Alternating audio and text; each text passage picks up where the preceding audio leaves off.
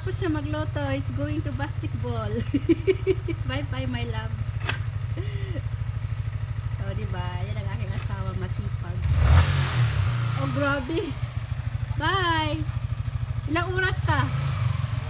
Dalawa. Okay, bye-bye. Mag-basketball siya, guys. Yan, pagkatapos siya magluto. Iniwanan niya kami masarap